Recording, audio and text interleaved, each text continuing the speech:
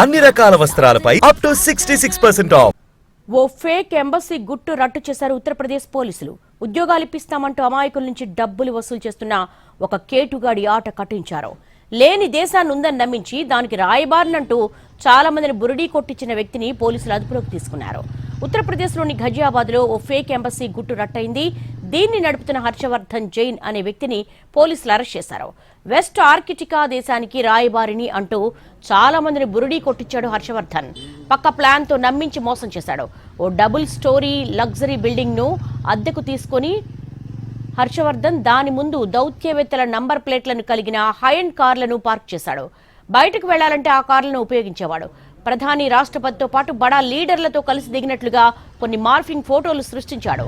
దీంతో అతడు నిజమైన రాయబారి అనుకుని చాలా మంది మోసపోయారు.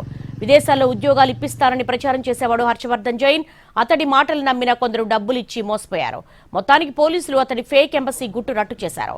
హర్షవర్ధన్ దగ్గర నుంచి 4 హై అండ్ కార్లు, 12 పాస్పోర్ట్లు, నకిలీ ధ్రువపత్రాలు, 44 లక్షల క్యాష్తో పాటు ఫారిన్ కరెన్సీ, 18 నంబర్ ప్లేట్లను స్వాధీనం చేసుకున్నారు.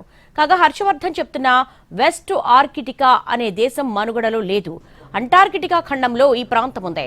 కానీ దీన్ని ఓ దేశంగా ఇంకా గుర్తించలేదు. ఉత్తరప్రదేశ్లో ఫేక్ ఎంబసీ గుట్టుకు సంబంధించి పోలీసులు దర్యాప్తు చేస్తున్నారు.